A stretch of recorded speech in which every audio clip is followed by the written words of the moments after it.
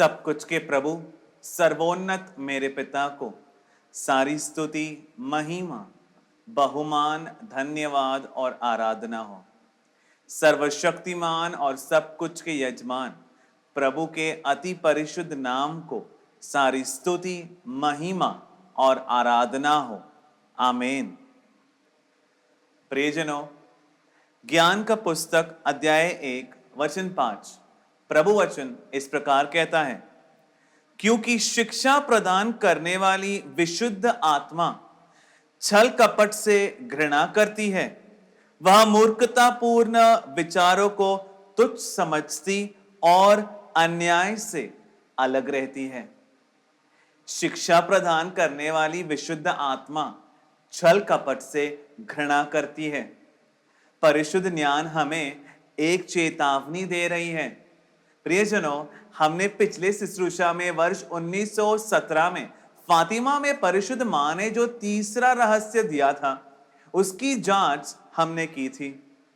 जो लोग समझते हैं ये वो रहस्य नहीं है।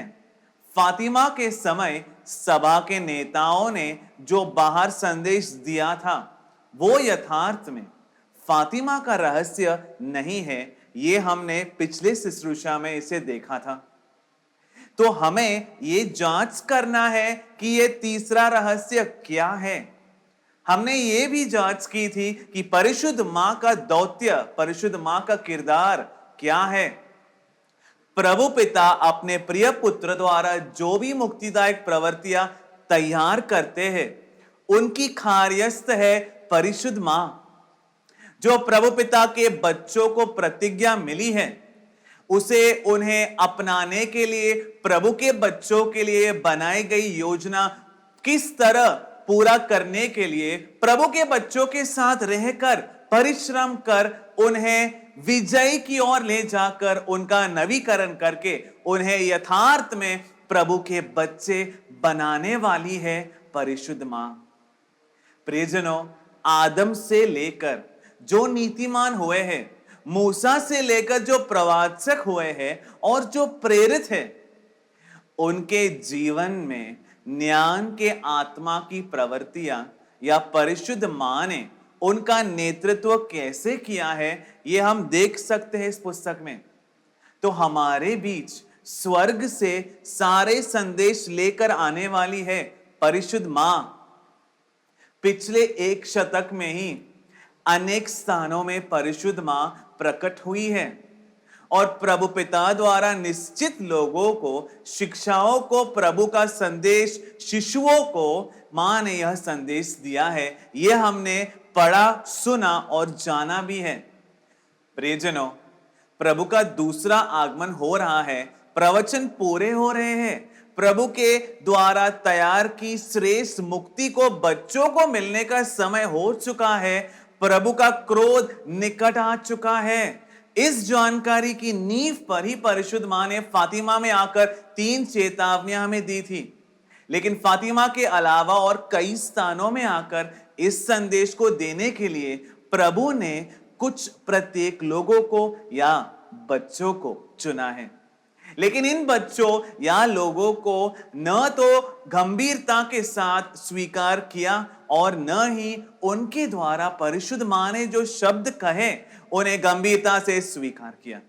विद्वान, पुरोहित और श्रेष्ठ कई बार इन्हें स्वीकार नहीं कर पाए हैं। प्रियजनों, इसीलिए फातिमा के तीसरे रहस्य के कार्य में भी ऐसा ही हुआ है।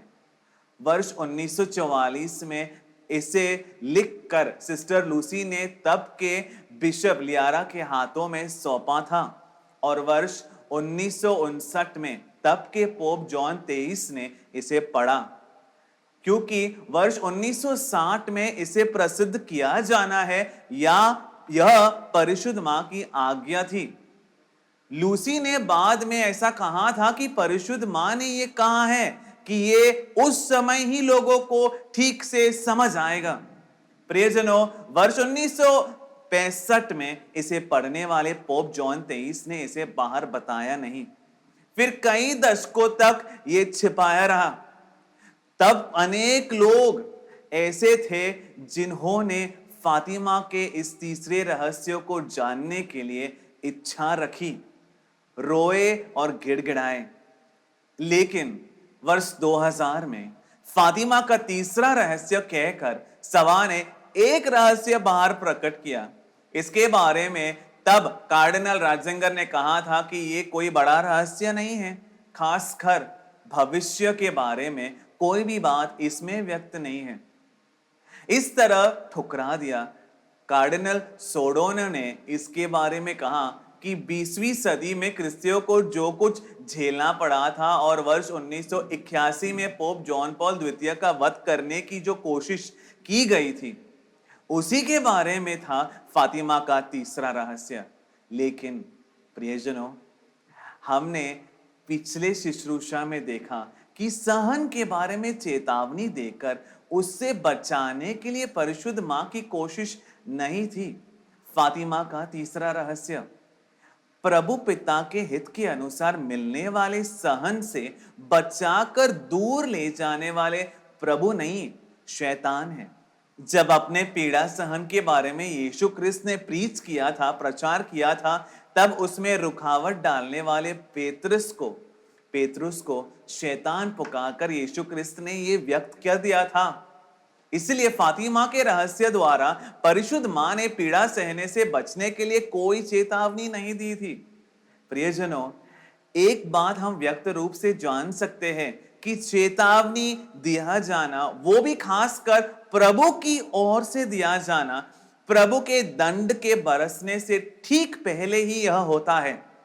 नूह और लोट के समय में अनेक चेतावनियां देकर प्रभु पिता ने यह साबित किया है इसे। ये प्रभु ने सीख हमें दी है, यह एक पाठ है। प्रियजनों, तो प्रभु सही समय पर चेतावनी हमें देते हैं। और किसके द्वारा देते हैं? हम देख चुके हैं, बड़े दंड से बचाने के लिए ही चेतावनी हमें देते हैं प्रभु पिता।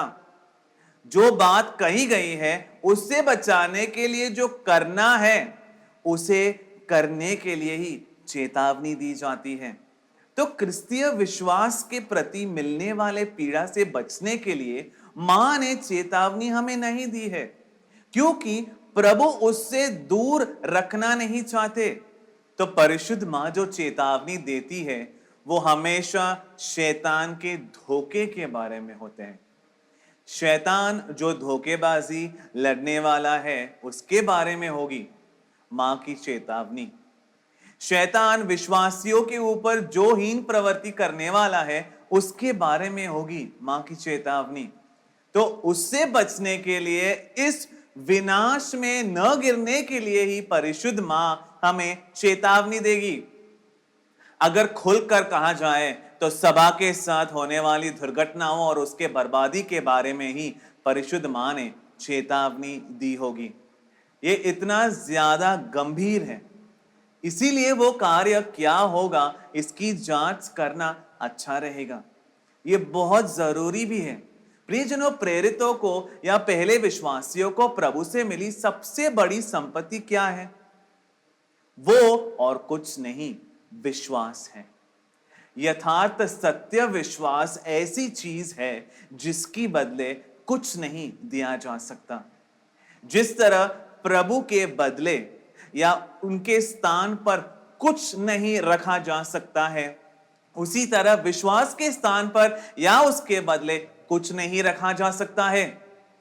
प्रभु पिता की तरह ही गहरा और उन्नत है विश्वास।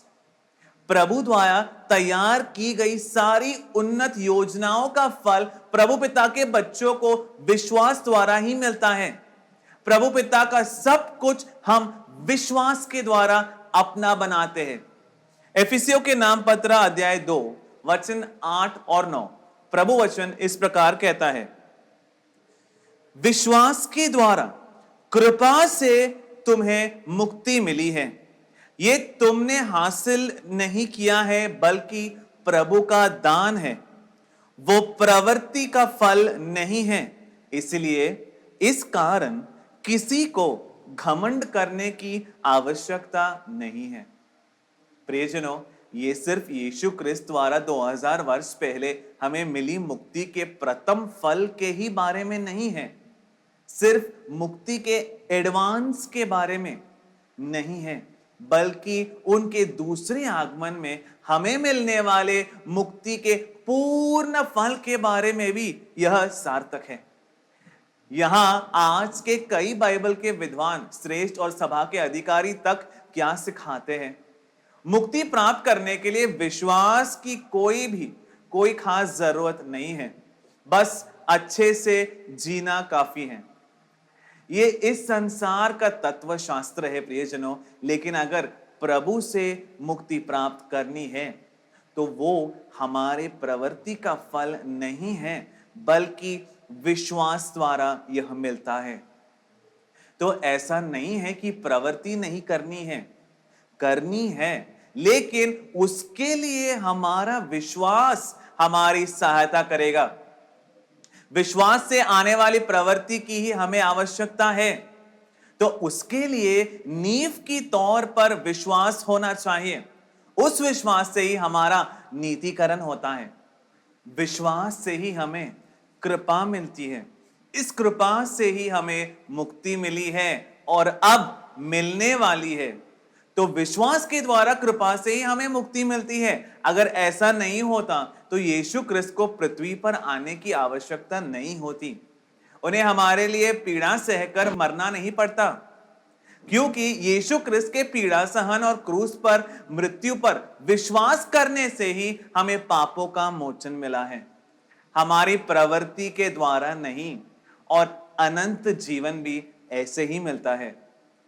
तो मुक्ति प्राप्त करने के लिए विश्वास की आवश्यकता नहीं है, ये सीख प्रभु से नहीं शैतान से है, क्योंकि ये विश्वास को अप्रसरतक यानी अनइम्पॉर्टेंट कर रहा है।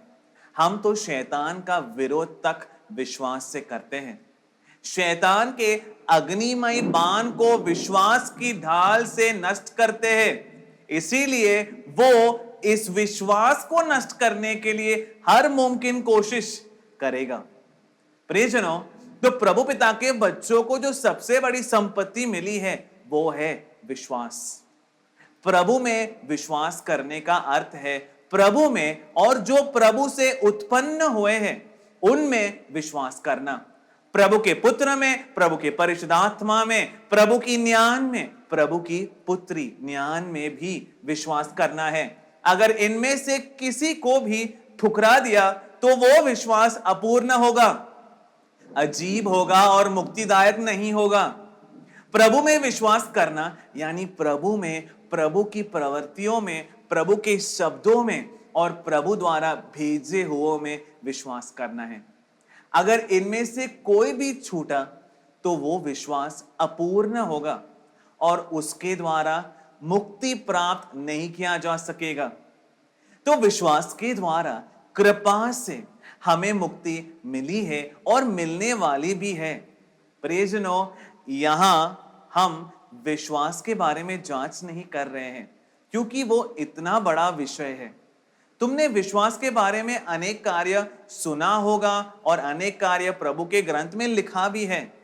जो व्यक्ति ध्यान से प्रभु वचन पढ़ता है वो इसे समझ सकता है, स्वीकार भी कर सकता है। मार्कुस का सुसमाचार अध्याय 16 वचन 15 से 16 प्रभु वचन इस प्रकार कहता है, उसने उनसे कहा, तुम पूरे संसार में जाकर सारी सृष्टियों से सुसमाचार प्रीच करो। जो विश्वास करके बपतिस्मा स्वीकार करेगा वो मुक्ति प्राप्त करेगा, और जो विश्वास नहीं करेगा वो दंड आज्ञा के योग्य ठहराया जाएगा। प्रियजनों, 2000 वर्ष पहले इस पृथ्वी पर आकर उन्होंने हमें मुक्ति का सिर्फ प्रथम फल हमें दिया, फर्स्ट फ्रूट्स। ये सिर्फ उसके बारे में ही नहीं, बल्कि 2000 वर्ष बाद जो मुक्ति अब हमें मिलने वाली है ये उसके बारे में भी सार्थक है। तो इस मुक्ति की पूर्णता को अगर उनके दूसरे आगमन में हमें मिलना है तो विश्वास अवश्य होना चाहिए। किस में विश्वास? इस अंतिम काल में प्रघोषित किया जाने वाला सुसमाचार या शुभ समाचार। प्रियजनों, ऐसा एक शुभ समाचार प्रघोषित किया जाएगा। यह प्रभु के ग्रंथ में लिखा है। यह वर्ष 2005 से ईसाया प्रवाचक द्वारा संसार ने जिसे जोसेफ पुन्नार पुकारा है, उस सर्वोन्नत के प्रवाचक द्वारा इस संसार में प्रघोषित किया जा चुका है।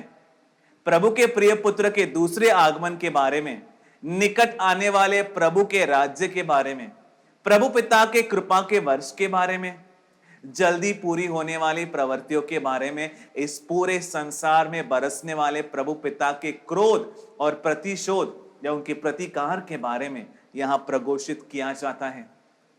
इस सद्वार्ता में हमें विश्वास करना है। इसलिए प्रभु वचन यह हमें सिखाता है कि समय पूरा हो चुका है। अनुताप करो और सत्वार्ता में, शुभ समाचार में तुम विश्वास करो। ये 2000 वर्ष पहले नहीं बल्कि अंतिम काल में है, क्योंकि अंतिम काल में ही समय पूरा होता है।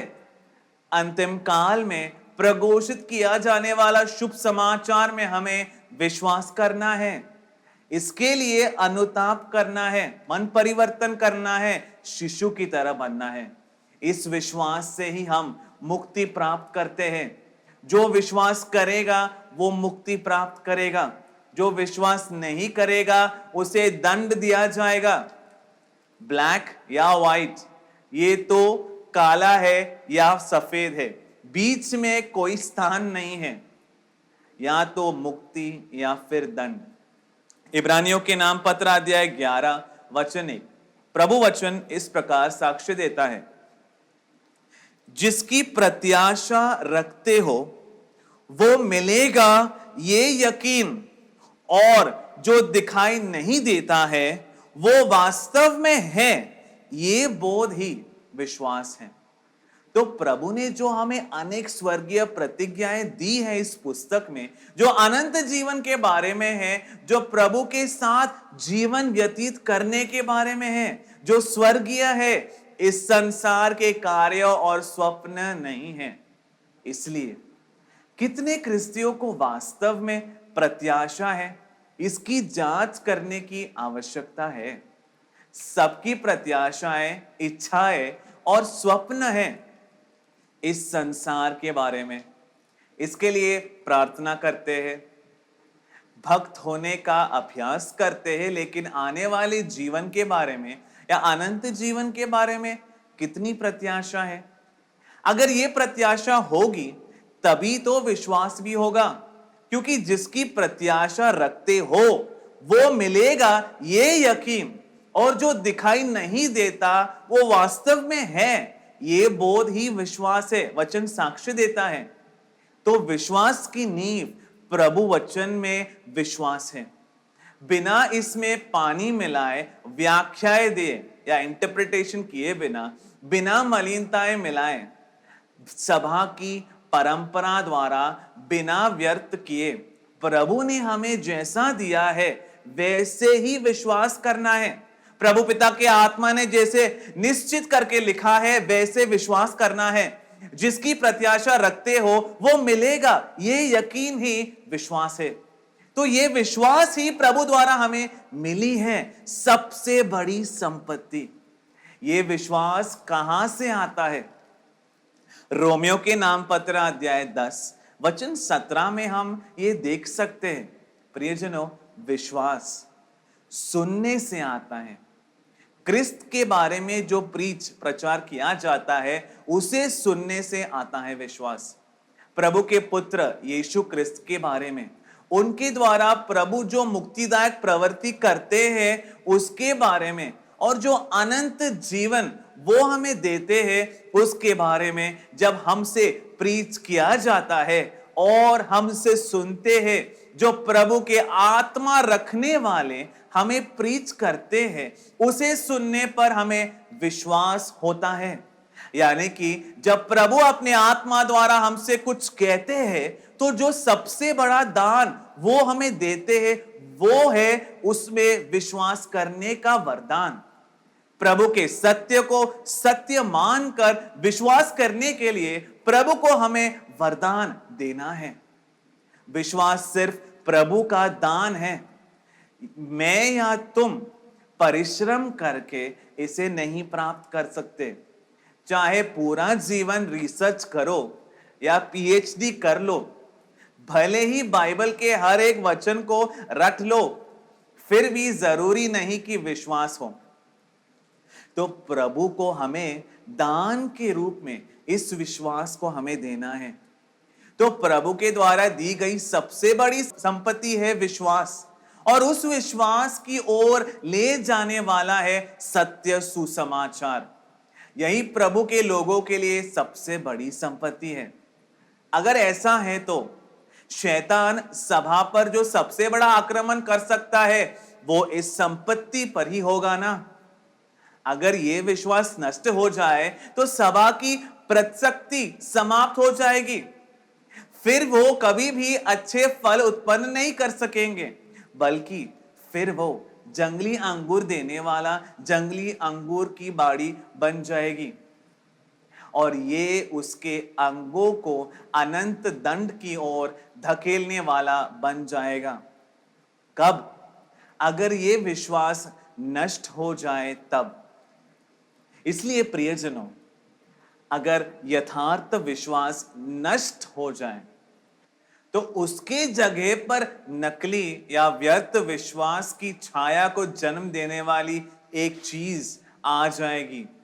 क्योंकि अगर जो यथार्थ है, दैविक है, वो नष्ट हो जाए तो जो शैतान का है वो आ जाएगा। ये प्रभु ने बड़े व्यक्त रूप से सिखाया है। लूकस का सुसमाचार अध्याय 11 वचन 24 से 26 प्रभु वचन साक्षी देता है। जब अशुद्ध आत्मा किसी को छोड़कर जाता है तब वो बंजार जमीन पर आश्वासन को ढूंढता रहता है। जब उसे कुछ नहीं मिलता तब वो कहता है, जिस भवन से मैं निकला था वहीं चला जाऊंगा। वापस लौटकर वो उस घर को साफ सुथरा देखता है। फिर वो जाकर अपने से ज्यादा दुष्ट 7 और आत्माओं को लेकर वहां निवास करवाता है। इस तरह उस मनुष्य की हालत पहले से ज्यादा खराब हो जाती है।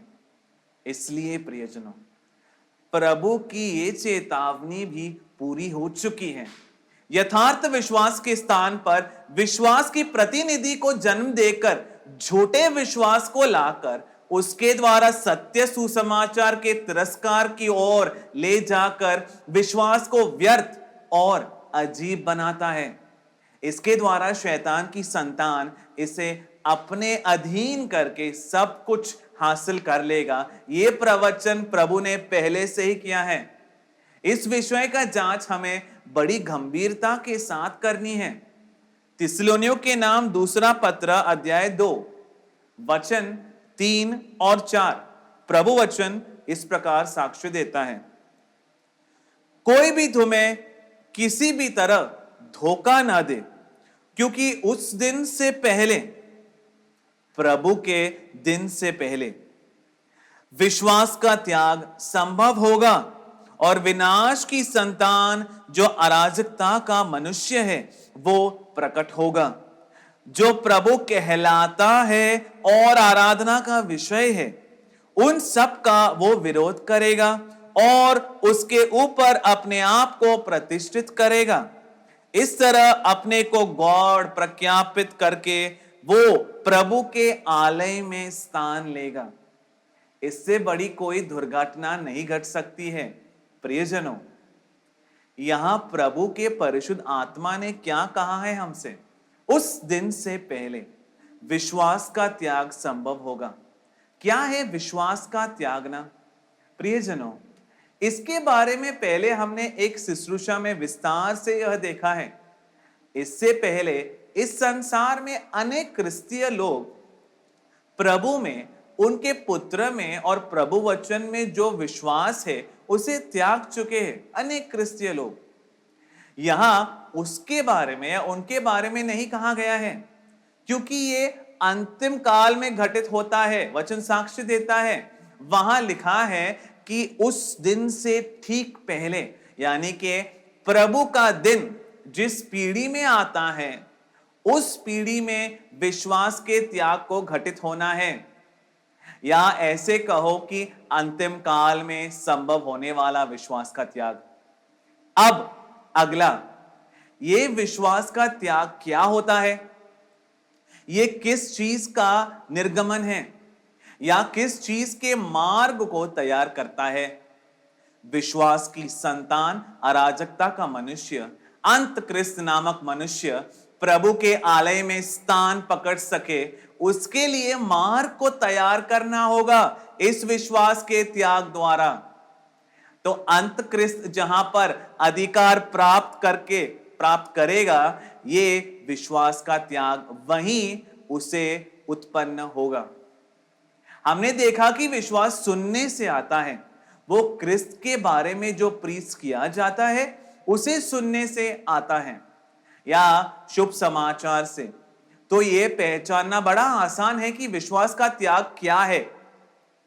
प्रभु ने विश्वास की समृद्धि जिसे सौंपी है, उसके वापस लौटकर उन्हें साथ ले जाने तक इंतजार करना, शुभ समाचार को संसार तक पहुंचाने की जिम्मेदारी यीशु क्रिस्त ने जिन्हें सौंपी है, उनके अनुगामी अंत काल में जब इस विश्वास और सत्य सुसमाचार को त्यागते हैं, उस विश्वास के त्याग के बारे में यहां पर कहा गया है।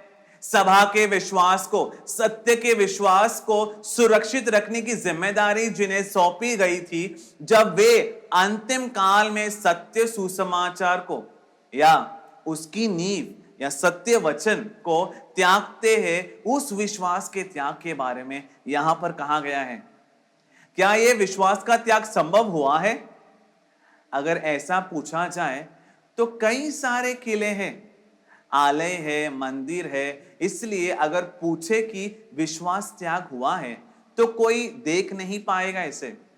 विश्वास की बुनियाद जो है, जो नींव के तौर पर सत्य है, यीशु क्रिस्त ने जिस प्रकार प्रेरितों को वो सौंपा था, क्या उसी तरह संभाल कर रखा है या ठुकरा दिया है? जो प्रभु के साथ है, उन्हें प्रभु के पक्ष में रहकर प्रभु के आत्मा के नेतृत्व में इसे जांच करनी है, या संसार के मनुष्य के, सभा के अधिकारियों के, या अपने पक्ष में रहकर अगर जांच करोगे तो इसे समझ भी नहीं सकोगे। प्रियजनों, क्रिस्तीय विश्वास की बुनियाद सत्य को ठुकराना ही है। विश्वास का त्याग जो यहां पर वर्णन किया गया है, यह विश्वास त्याग ऊपर से ही आरंभ हुआ है और यह संभव हो चुका है अधिकारियों के द्वारा। एकलौते सत्य प्रभु, सब कुछ के सृष्टिकर्ता को त्याग दिया इन लोगों ने। ये सब प्रभु की सृष्टि नहीं है, एक महाविस्फोट द्वारा, बिग बैंग थ्योरी के द्वारा ये सब उत्पन्न हुआ है। बदलाव से यह सब कुछ उत्पन्न हुआ है। इस तरह प्रभु का सृष्टिकर्ता होने का स्थान ठुकरा दिया है इन अधिकारियों ने। प्रभु को ठुकरा दिया और अनेक जो प्रभु नहीं हैं उन्हें प्रभु पुकारते हैं ये लोग। एकलौते सत्य प्रभु जो विश्वास था, एकलौते सत्य प्रभु जो विश्वास था, उसे त्याग दिया। यीशु क्रिस्त एकमात्र मुक्तिदाता है और कहीं मुक्ति नहीं है। एक जो हमें अनंत जीवन दे सकते हैं, वो प्रभु का प्रिय पुत्र है। प्रभु तक पहुंचने का इकलौता मार्ग प्रभु के प्रिय पुत्र यीशु क्रिस्त है। यही क्रिस्तीय विश्वास की नींव है। आज इसे ठुकरा दिया है। प्रभु ने यह सिखाया है कि उनके वचन ही सत्य है। जो कुछ भी उस सत्य के विरुद्ध है उसे झूठ कहकर ठुकराना है। लेकिन आज अनेक कार्य जो प्रभु वचन में है और जो नहीं है, उन्हें सत्य के रूप में स्वीकार करके आज सत्य वचन को इन विद्वानों और पंडितों ने इसे ठुकरा दिया है। अगर प्रभु के पक्ष में रहकर देखो तो जान सकोगे कि विश्वास का त्याग संभव हो चुका है। इसे कम से कम प्रभु के बच्चों को इसे पहचानना है। तो प्रियजनों, इस विश्वास की नींव सत्य को ठुकरा दिया है। इसलिए क्या हुआ? शैतान के सारे अग्निमय बाण उनके विरुद्ध जीत गए। हम एफिसियों के नाम अध्याय 6 वचन 16 में क्या पढ़ते हैं? सबसे पहले शैतान के अग्निमय बाणों को बुझाने वाले विश्वास की ढाल को लेओ। तो ये ढाल नहीं है, इस ढाल के नष्ट होने के कारण हर प्रकार के शैतान के आक्रमण के अधीन हो गए हैं। तो प्रियजनों, विश्वास त्याग का घटना सभा के लिए सबसे बड़ी दुर्घटना है। प्रियजनों, स्तेफानो गोबी नामक पुरोहित को परिशुद्ध मां ने जो संदेश दिए थे, उनमें बड़े व्यक्त रूप से यह प्रख्यापित किया है। हमारी दिव्यानाथा पुरोहितों से बोल रही है। इस नामक पुस्तक में संदेश नंबर 370 में परिशुद्ध मां ने इस प्रकार यह चेतावनी दी है, तुम लोग जिस समय के काल में जी रहे हो उससे सीख लेकर जी सको। इसलिए समझो कि विशुद्ध लेख को किस प्रकार पढ़ना है और उस पर सोच विचार करना है। महादुर्घटनाओं के चिन्हों को, संकेतों को तुम्हें समझ कर देने के लिए मैं एक मां के शब्द की तरह तुम सबका नेतृत्व कर रही हूं। इन महादुर्घटनाओं के चिन्हों को, इन संकेतों को तुम सबको समझा कर देने के लिए एक मां के शब्दों द्वारा मैं तुम्हारा नेतृत्व कर रही हूं। इन महादुर्घटनाओं के चिन्ह या इन संकेत सुसमाचारों में, प्रेरितों में, लेखों में और प्रकाशना में व्यक्त रूप से रेखांकित किए गए हैं। ये संकेत और चिन्ह तुम्हें तुम्हारे इस समय में ही यथार्थ बन जाएंगे। पहला संकेत या पहला चिन्ह, पालनकर्ताओं के विश्वास राहित्य के कारण बड़े ही भयानक तरीके से विश्वास का त्याग फैल चुका है। सूक्ष्म और आकर्षणीय माध्यमों द्वारा ये विश्वास त्याग को सब जगह फैलाने के लिए शैतान पूरी कोशिश कर रहा है। ये अनेकों को सुसमाचार के सत्य से दूर करेगा और दैविक शास्त्र के सिद्धांतों को अपनाने के लिए प्रेरित करेगा। पाप और बुराई के मार्ग से ले जाने के लिए अनुशासन देंगे। तो अंतिम काल में सबसे बड़े संकेत के तौर पर, सबसे बड़े चिन्ह के तौर पर लेखों, सुसमाचारों और प्रकाशना में कहा गया परिशुद्ध मां द्वारा दिखाया गया चिन्ह है विश्वास का त्याग। वो विश्वास वो संभव हो चुका है। प्रियजनों, ये विश्वास त्याग कौन सा है उसे स्पष्ट रूप से दर्शाने वाला प्रभु वचन है थिस्सलुनीयों के नाम दूसरा पत्र अध्याय 2 वचन 3 और 4।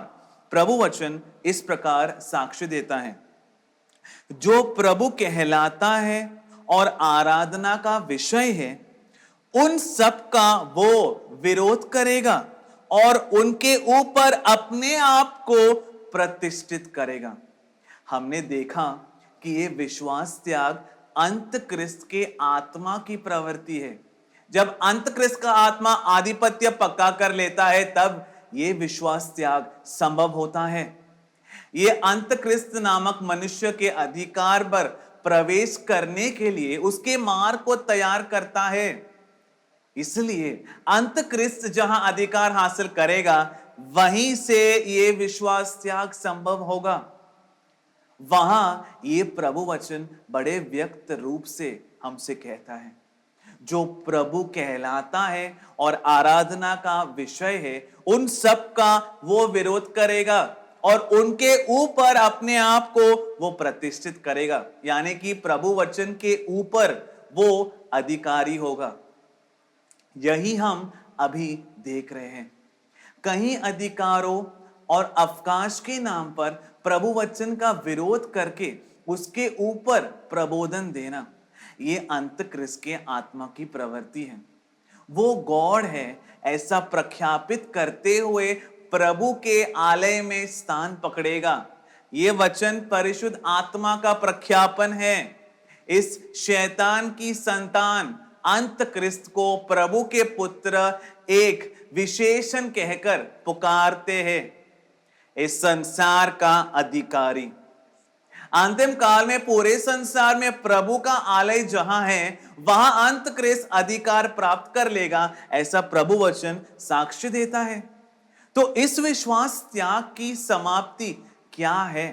अंत क्रिस्त का शासन, उसका स्थान पर आरोहित किया जाना, यही है इस विश्वास त्याग का फाइनल प्रोडक्ट।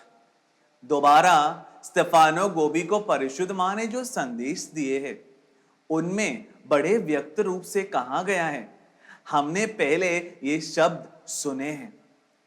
अंत क्रिस्त नामक फल के वृक्ष के उगने के लिए सबसे फल स्वरूप मिट्टी बन चुका है कैथोलिक चर्च।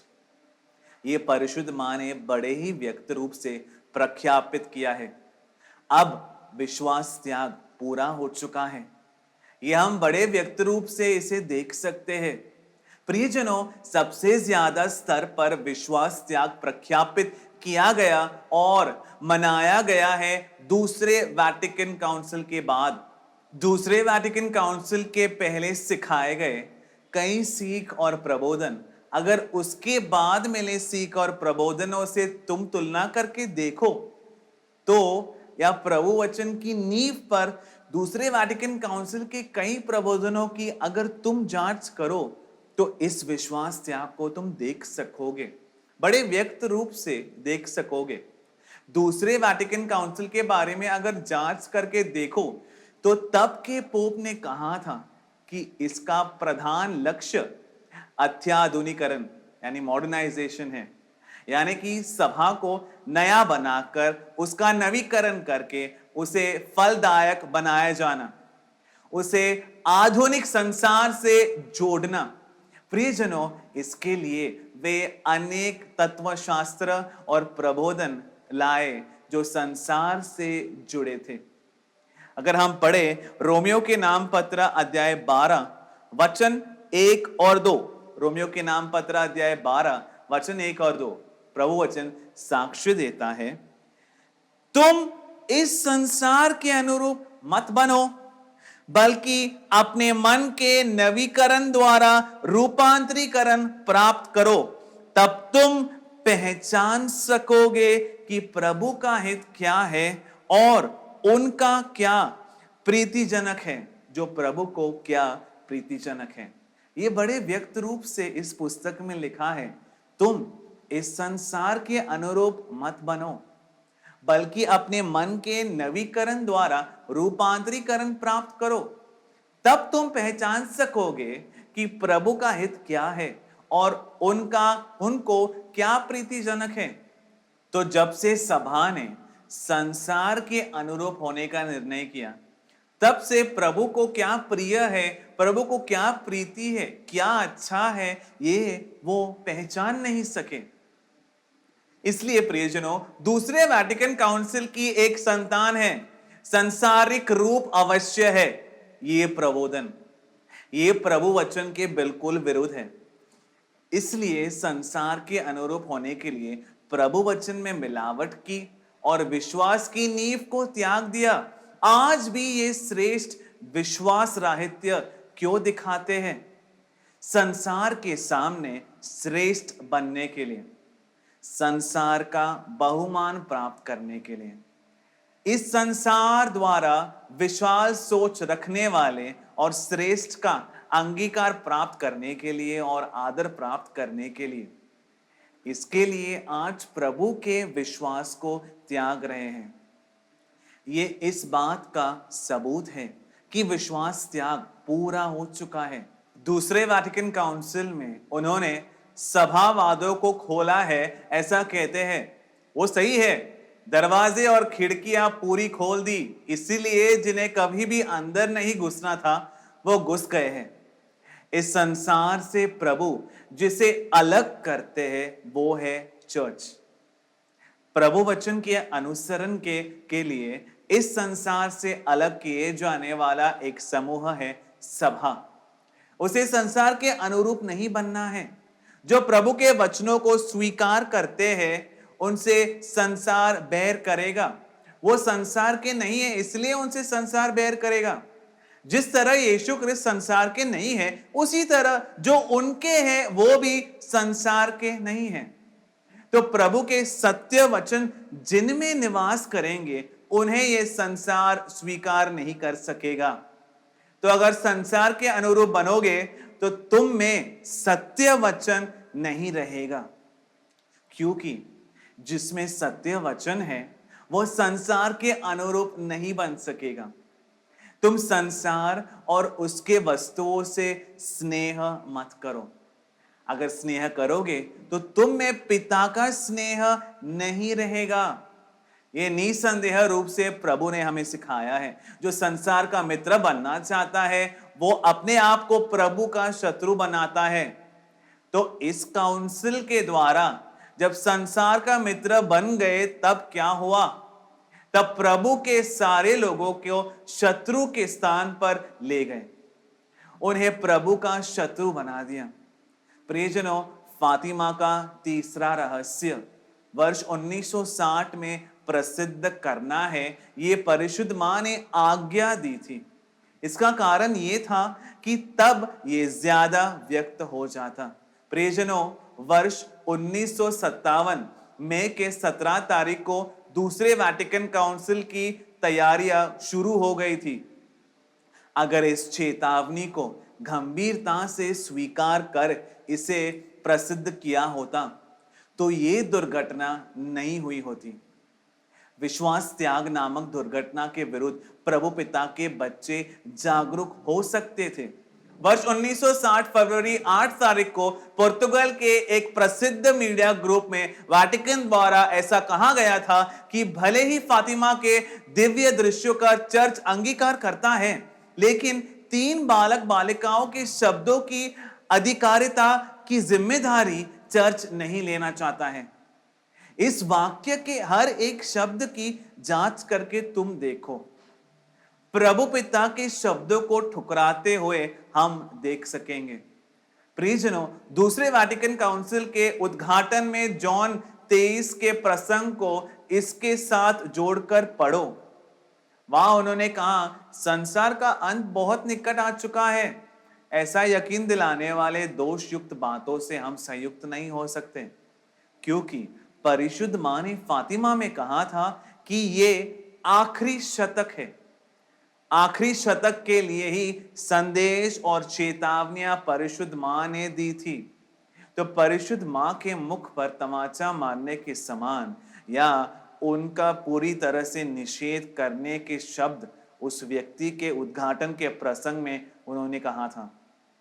प्रियजनों, पंडितों के लिए जिस तरह ये विद्वान, जिस तरह ये लोग बोलते हैं, युगों का अंत नहीं है। उनकी नजर में प्रभु पिता प्रतिशोध नहीं लेंगे। जब जो मरता है वो उसका अंत होता है। हमें इन सबको सुरक्षित रखना है। क्या? जो मेहनत से बनाया है उसे। आकाश और पृथ्वी नहीं गुजरेंगे। ये है आज का पंडित धर्म, इन विद्वानों का धर्म। वो तो बड़े पंडित है ना। तो उस प्रकार परिशुद्ध मां के शब्दों का तिरस्कार करने वाले सभा अधिकारियों में यीशु क्रिस्त का 2000 वर्ष पहले किया गया एक प्रवचन पूरा हो गया है। प्रियजनों, हम पढ़ते हैं योहान का सुसमाचार अध्याय 10 वचन 12 और 13। प्रभु वचन इस प्रकार कहता है, लेकिन किराए का मजदूर, क्योंकि वह चरवाहा नहीं होता, भेड़े उसकी अपनी नहीं होती, जब भेड़िए को आते देखता है, भेड़ों को छोड़कर भाग जाता है और भेड़िया उन पर हमला करके उन्हें तितर बितर कर देते हैं। वो इसलिए भाग जाता है क्योंकि वो मजदूर है और भेड़ों की परवाह नहीं करता है। भेड़ों को नष्ट करने के लिए जो सबसे बड़ा भेड़िया निकला है वो है अंतक्रिस्त। जब उसे आता देखता है, तब जिन्हें भेड़ों को सुरक्षित रखना था, यानी कि मजदूर, उन्हें छोड़कर भाग गया। यही फातिमा के तीसरे रहस्य को ठुकराने वाला सभा के अधिकारियों ने किया था।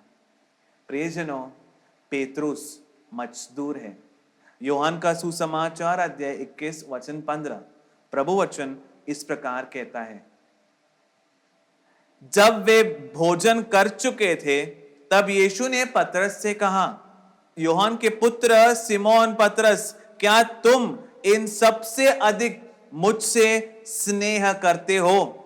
तब उसने उत्तर दिया, जी प्रभु, आप जानते हैं कि मैं आपसे स्नेह करता हूं।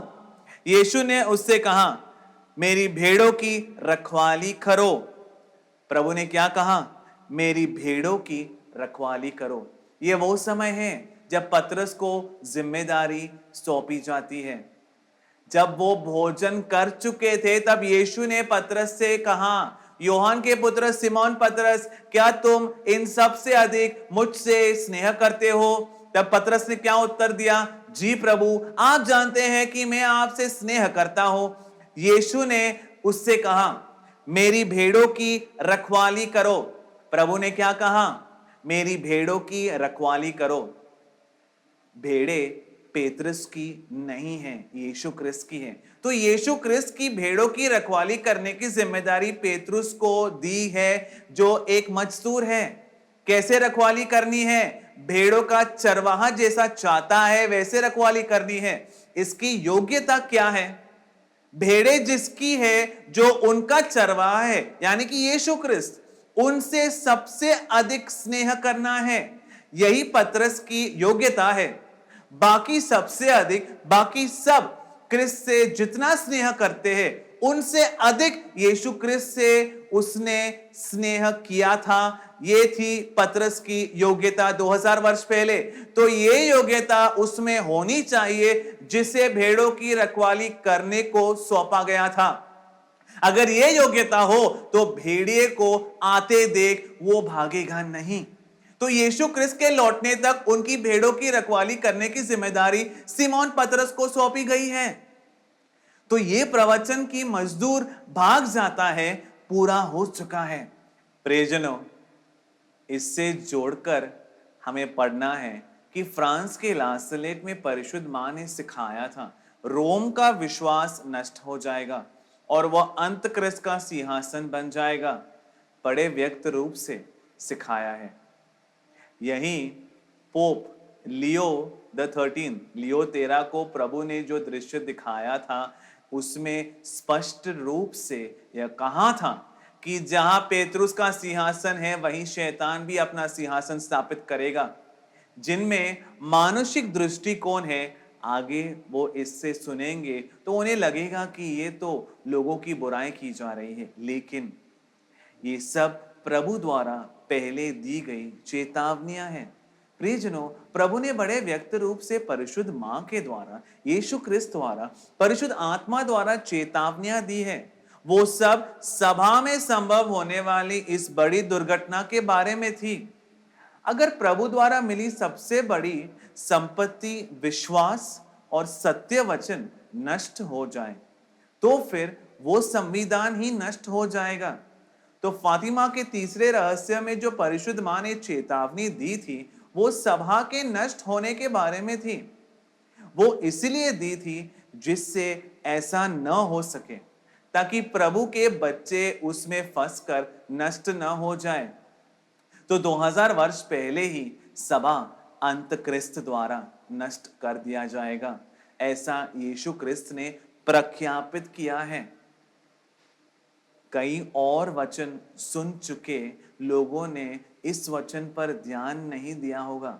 यूहन्ना का सुसमाचार अध्याय 21 वचन 18 प्रभु वचन इस प्रकार साक्ष्य देता है। प्रभु वचन इस प्रकार कहता है, मैं तुमसे सत्य कहता हूं। ये पेतरुस को अधिकार सौंपने के बाद कहा जा रहा है। मैं तुमसे सत्य सत्य कहता हूं, जब तुम छोटे थे तब तुम खुद अपनी कमर कसते थे और वहां जाते थे जहां तुम चाहते थे। लेकिन जब तुम्हारी उम्र हो जाएगी तब तुम हाथ फैलाओगे, तब कोई और तुम्हारी कमर कसेगा और तुम्हें उस मार्ग से ले चलेगा जिससे तुम नहीं जाना चाहते। नीचे लिखा है कि उन्होंने ये पतरस किस प्रकार अपनी मृत्यु द्वारा प्रभु को महिमान्वित करेगा ये सूचित करने के लिए यह कहा था। प्रियजनों, ईसाया प्रवाचक जोसेफ पुन्नार द्वारा इस अंतिम काल में जो सत्वार्ता प्रभु पिता ने दिया है, उसके द्वारा इस प्रभु वचन के सारे रहस्य प्रकट किए गए हैं। प्रियजनों, ये पेतरुस के बारे में नहीं बल्कि सभा के बारे में यह कहा गया है, क्योंकि पेतरुस जब छोटा था तब वो प्रभु का शिष्य नहीं बना, बल्कि जब उसकी उम्र हो गई थी तब बना शिष्य। 2000 वर्ष पहले तब उसका परिवार भी था। तो पतरस जब छोटा था, मतलब जब सभा छोटा था, तब उस समय, तो जब सभा छोटा था तब वो सबसे अधिक क्रिस्त से स्नेह करता था, इसीलिए तब क्रिस्त की इच्छा अनुसार चलता था। यही पेतरुस की इच्छा थी। लेकिन जब उसकी उम्र हो गई तब वो हाथ फैलाएगा, कोई और उसे मार्ग से ले जाएगा जहां से वो जाना नहीं चाहता। कोई और, हमने ये पहला एक शुश्रूषा में देखा था, कोई और आत्मा, कोई दूसरा सुसमाचार प्रीच करने वाला, कोई दूसरा आत्मा। तो ये जो कोई और आत्मा के बारे में जहां भी सूचित किया गया है वो अंत क्रिस्त का आत्मा है। तो यीशु क्रिस्त ने बड़े ही व्यक्त रूप से सिखाया है कि सभा के संसार के समाप्ति में, काल के अंत में, प्रभु के प्रिय पुत्र के दूसरे आगमन के समय इस सभा के नेतृत्व अंत क्रिस्त करेगा। ये प्रवचन इस पुस्तक में लिखा है 2000 वर्ष पहले। तो अगर तुम इन सारे प्रवचनों को जोड़कर पढ़ो तो फातिमा में परिशुद्ध मां ने जो तीसरा रहस्य दिया था उसके बारे में स्पष्ट दृष्टिकोण तुम्हें मिलेगा। मत्ती का सुसमाचार अध्याय 16 वचन 18, प्रभु वचन इस प्रकार कहता है, पतरस तुम चट्टान हो, इस चट्टान पर मैं अपनी सभा को स्थापित करूंगा, नरक के फाटक इसके विरुद्ध प्रबल नहीं होंगे। इस वचन को कहकर ही लोग बाकी सारे प्रभु वचनों को ठुकरा देते हैं।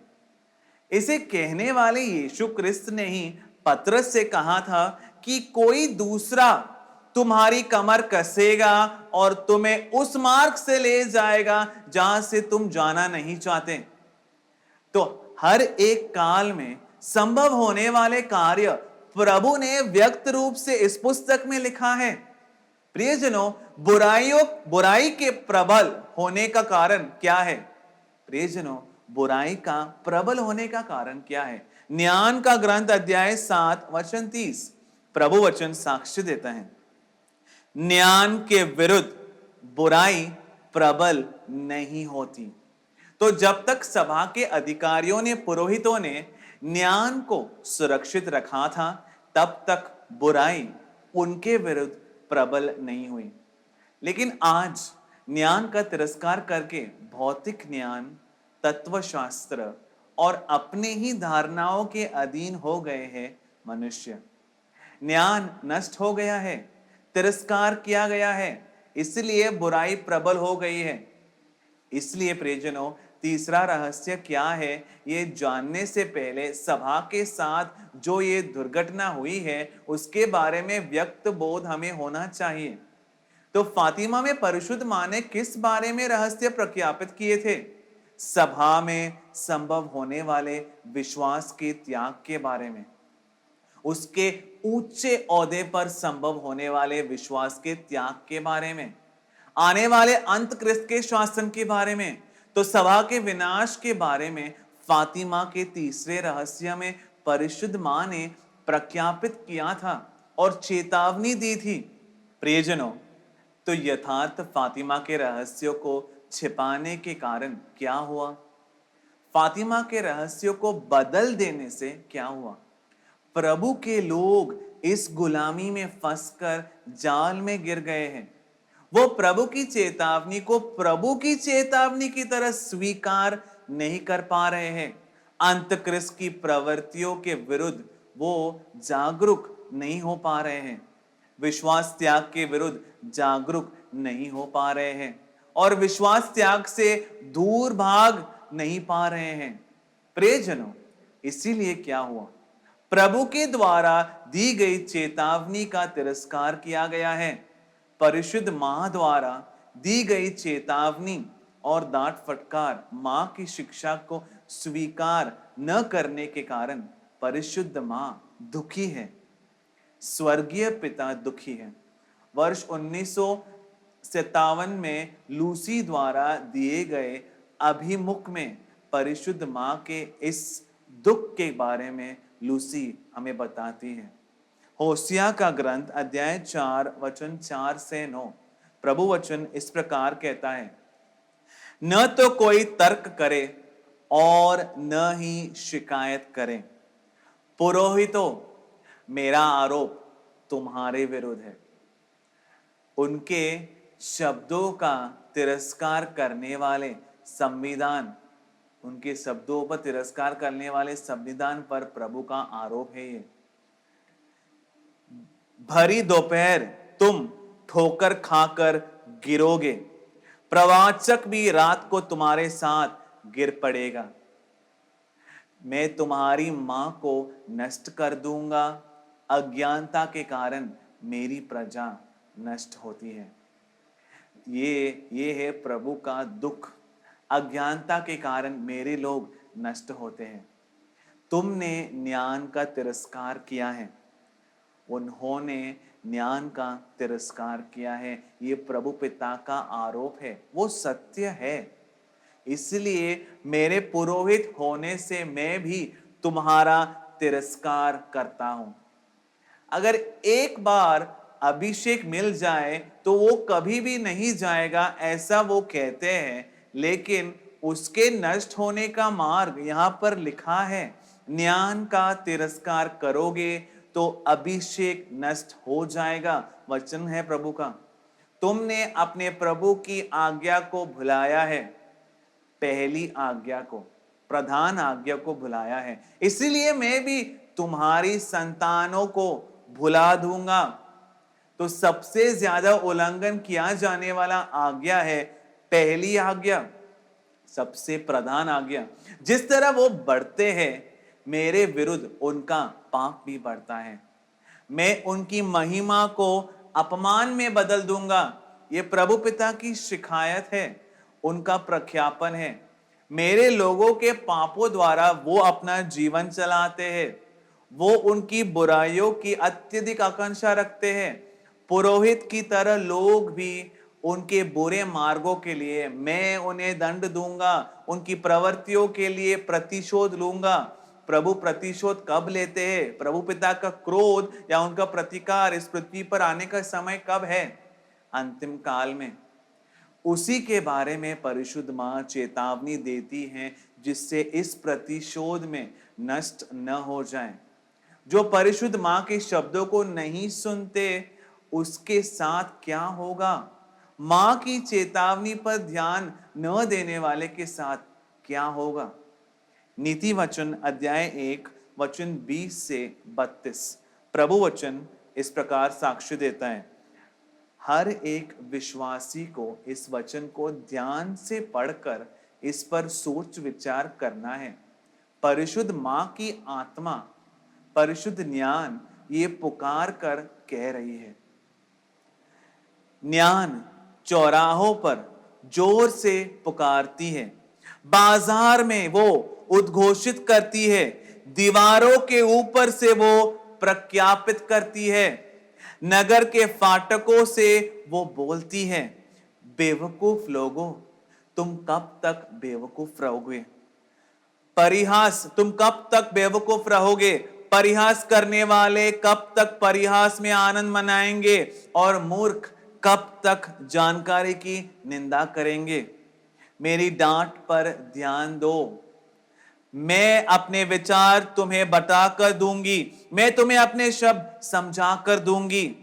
मैंने पुकारा लेकिन तुमने ध्यान नहीं दिया, मैंने हाथ फैलाया लेकिन किसी ने उसकी अवगणना नहीं की।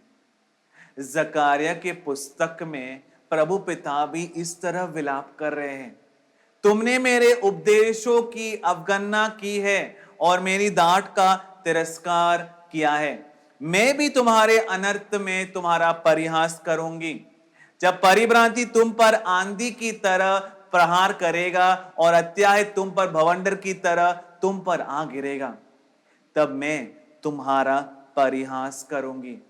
तब वो मुझे पुकारेंगे, लेकिन मैं उनकी पुकार नहीं सुनूंगी। तब वो मुझे जागरूक होकर खोजेंगे, लेकिन नहीं पा सकेंगे। जिन्होंने आज परिशुद्ध मां का पूरा संदेश ठुकरा दिया है और जो उनके संदेश को कोई मूल्य नहीं देते, जब उन पर मां द्वारा बताई गई दुर्घटनाएं होगी, तब वो परिशुद्ध मां को खोजेंगे। लिखा हुआ वचन है, लेकिन ढूंढ नहीं पाएंगे। उन्होंने जानकारी से बैर किया है और प्रभु भक्ति का तिरस्कार किया है। उन्होंने मेरे उपदेशों की अवगणना की है और मेरे डांट का, मेरी शिक्षा का मजाक बना दिया है। ये हमने पहले देखा था, इसलिए वो अपनी प्रवृत्ति का फल अनुभव करेंगे। अपनी ही कुटिलता से वो थक जाएंगे। मुझसे दूर होने के कारण शुद्ध हृदय रखने वाले मारे जा रहे हैं। बेवकूफ लोगों का घमंड उनको ही नष्ट कर देता है। तो प्रियजनों, जो परिशुद्ध मां के शब्दों की अवगणना करते हैं, जो उनके द्वारा दी गई चेतावनी को स्वीकार न करते हुए उसे ठुकराते हैं, उनके साथ क्या होगा और तब उन्हें परिशुद्ध मां कैसे देखेगी, ये वचन व्यक्त रूप से सिखाता है। तो फातिमा का तीसरा दैविक रहस्य प्रभु वचन में है। वो सुसमाचारों, लेखों और प्रकाशना में है। प्रभु पिता के लोगों के साथ जो सबसे बड़ी दुर्घटना हो सकती है, उसके लिए उन्होंने चेतावनी दी थी। प्रियजनों, परिशुद्ध मां ने वही कहा है जो प्रभु के ग्रंथ में लिखा है। तो क्या यह संभव नहीं होगा? संभव होगा। क्या संभव नहीं होना है? संभव होना है। तो फिर इससे बचने के लिए परिशुद्ध मां किसे चेतावनी देती है? जिन्हें मुक्ति का नियोग प्राप्त है उन्हें। जब प्रभु के प्रिय पुत्र दोबारा आएंगे, जब एम्परर इमैनुएल प्रकट होंगे, तब जिन्हें मुक्ति मिलनी है उन्हें इस बुराई से, इस विश्वास त्याग से और आने वाले अंत क्रिस्त के शासन से बचकर भागने के लिए परिशुद्ध मां ने यह चेतावनियां दी हैं।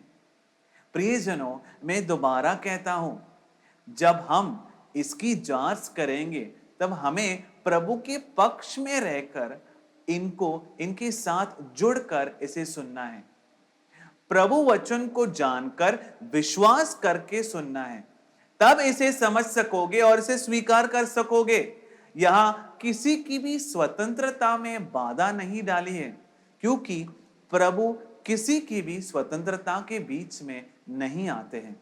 इसीलिए प्रभु पिता के बच्चे भी ऐसा कभी नहीं करेंगे।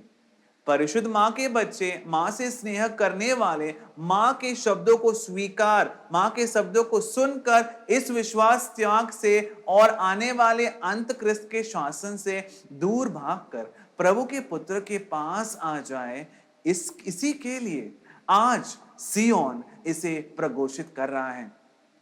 इसलिए परिशुद्ध मां के बच्चे सच को पहचाने, स्वीकार कर पाए, सत्य के लिए बने रहे, उसके लिए धैर्य और शक्ति परिशुद्ध ज्ञान की आत्मा उन्हें दे, ये प्रार्थना करता हूं। प्रभु पिता के अति परिशुद्ध नाम को सारी स्तुति हो। हमें चेतावनी देकर प्रभु पिता के पक्ष में लाने के लिए परिश्रम करने वाली परिशुद्ध ज्ञान को महिमा हो। आमीन।